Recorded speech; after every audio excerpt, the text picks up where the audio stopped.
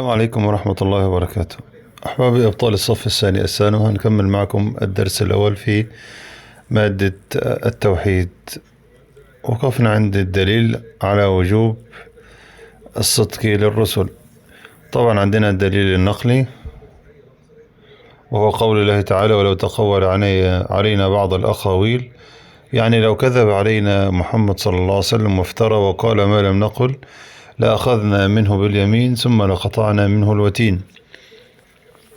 وقوله تعالى: يا أيها الرسول بلغ ما أنزل إليك من ربك وإن لم تفعل فما بلغت رسالته. طبعا زي ما انتم عارفين، زي ما يجي في أولى بيجيب لي الآيات ويقول لي علامة استدل العلماء بهذه الآيات، يجيب لي واحدة من الاثنين دول، وبيقول لي يستدل بهذه الآيات على أن هذه الأدلة تدل على أنهم لا يكذبون في دعوى الرسالة في العقيدة يعني، ولا في الأحكام الشرعية اللي هي مختلفة من نبي لآخر، لأن ذلك هو الذي بلغوه عن الله سبحانه وتعالى. يبقى النبي يأتي بشيئين: إما أن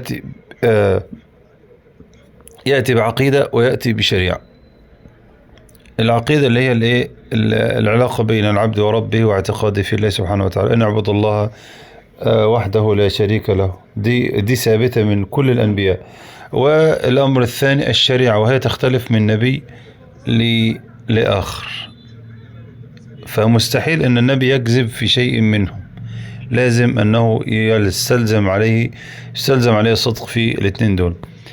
هل الدليل على عدم كذب الأنبياء في أمور الدنيا وحديث الناس داخل في أدلة عدم الكذب في دعوة الرسالة؟ يبقى هل أمور الدنيا دي تدخل زي دعوة الرسالة؟ بيقول له وضح ذلك. طبعا التكلم في أمور المباحات زي قام زيد وقعد عمرو، والتكلم في المباحات دي غير داخل طبعا في الأمور دي، ولكن يدل عليه دليل العصمة. اللي يدل على كده دليل العصمة، والله تعالى سبحانه وتعالى حفظ ظواهر الأنبياء وبواطنهم عن التلبس بمنهي عنه. يعني حتى في المباحات دي برضو الأنبياء، احنا قلنا الأمور المباحات دي ليست داخلة في الأمور الدعوية والشرعية، ولكن الله سبحانه وتعالى عصم الأنبياء حتى من الكذب في هذه الأمور المباحات. يعني ما تلاقيش النبي يكذب في الأمور المباحات برضو أيضا. يعني حتى النبي صلى الله عليه وسلم كان يمزح ولا يقول إلا صدقا. بيقول لي: لم نكن في حاجة إلى التحدث عن الصدق بذاته، إن إحنا لما نتيجي نتكلم عن العصمة، فطبعا الصدق داخل في العصمة. فلماذا أقمنا الدليل أو درس مخصوص عن الصدق؟ بيقول لي: إقامة الدليل على وجوب الأنبياء لأنه لولا أنه الأساس الذي تقوم عليه دعوته.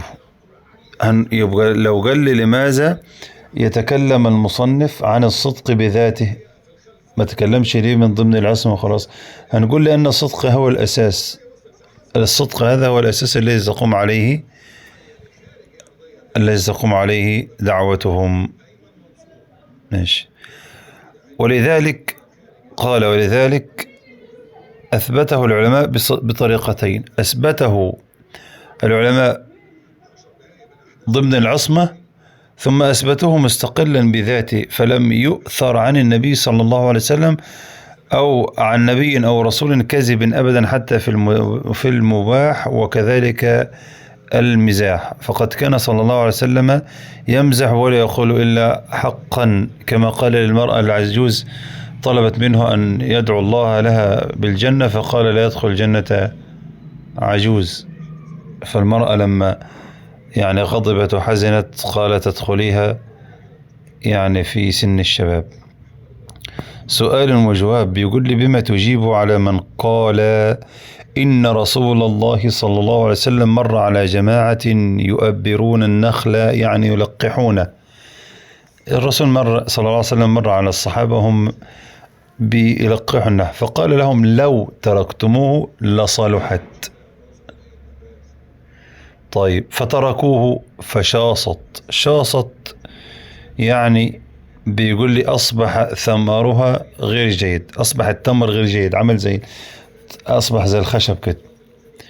هنقول أن قول رسول الله صلى الله عليه وسلم لو تركتموه لصلحت، ده ليس خبر، لم يكن خبرا حتى يوصف بالصدق ولا بالكذب، لأن احنا قلنا الذي يوصف بالصدق والكذب الأخبار، إنما لو تركتموه لصلحت، ده اسمه رجاء، يعني الرسول كان يرجو هذا الأمر. طب وانت لو بترجو شيء ولم يحصل، ده لا يعتبر صدق ولا كذب، لا نقول عنه صدق ولا كذب، لأن المعنى النبي صلى الله عليه وسلم كان رجائي ذلك هو من قبيل الإنشاء، والإنشاء لا يتصف بالصدق ولا بالكذب، وعدم وقوع المرجو لا يعد نقصا. يعني النبي لما قال لهم كده كان يتمنى ان هو ايه، كان يظن ان هو ايه، او يرجو انها تصلح التمر من غير ايه، من غير تلقيح. فلما اخبر النبي صلى الله عليه وسلم بذلك فقال انتم اعلم بامور دنياكم. طبعا أسئلة كتاب المرشد والمعهد والسنوات السابقة. من الصفات الواجبة للرسل صفة الصدق، فما تعرفه طبعا أخذناه.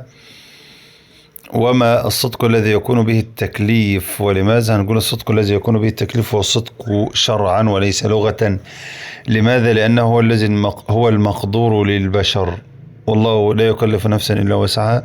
والدليل العقل والنقل طبعا على وجوب الصدق بالرسل، دي معروف طبعا.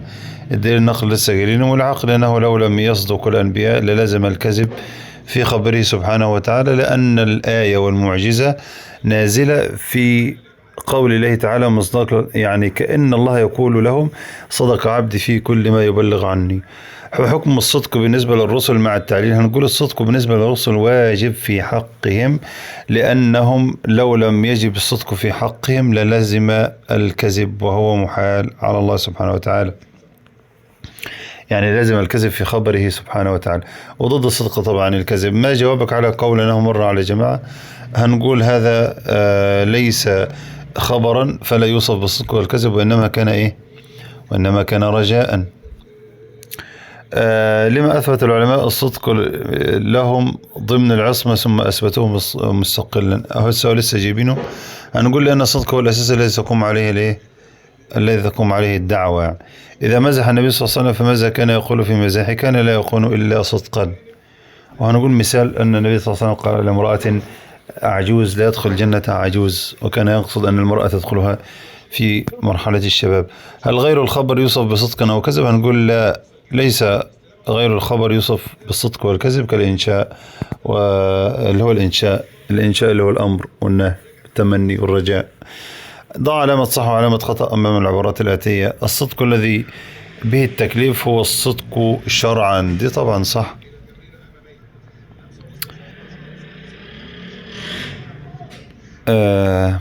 مطابقة الخبر للواقع بحسب الاعتقاد هو البرهان. مطابقة الخبر للواقع بحسب الاعتقاد هو البرهان.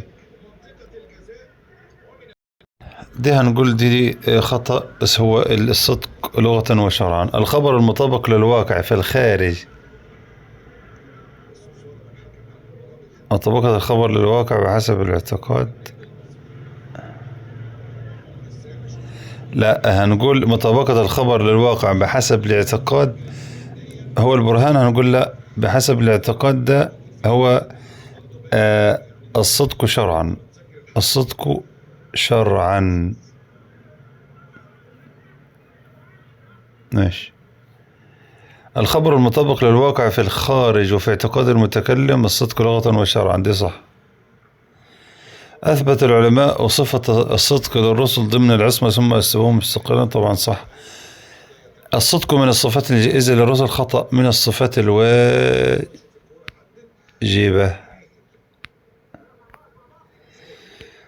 الأنبياء معصومون من الكذب، طبعا صح. لم يؤثر عن نبي كذب لم يؤثر عن نبي أو رسول كذب أبدا حتى في المزاح، صح. الناس مطالبون بالصدق والأنبياء معصومون من الكذب، صح.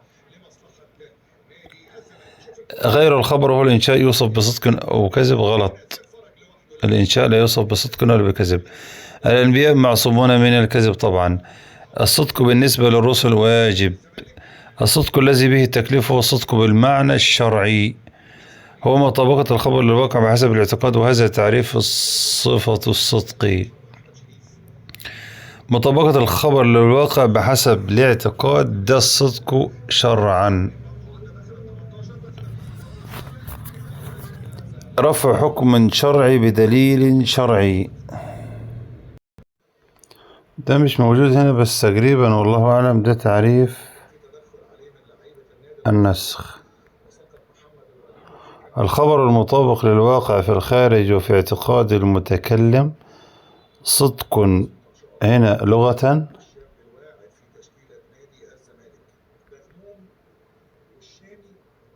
وشرعا. يلا يا سيدي، ها.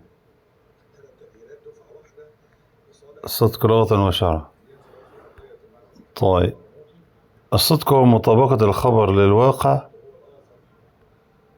الصدق هو مطابقة الخبر للواقع بحسب اعتقاد المتكلم. الصدق مطابقة الخبر للواقع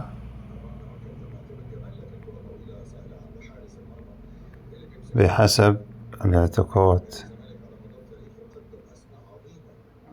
ماشي. بيقول لي أثبت العلماء الصدق، ده طبعا قلنا الصدق الذي به التكليف هو صدق لأنه مقدور للنفس.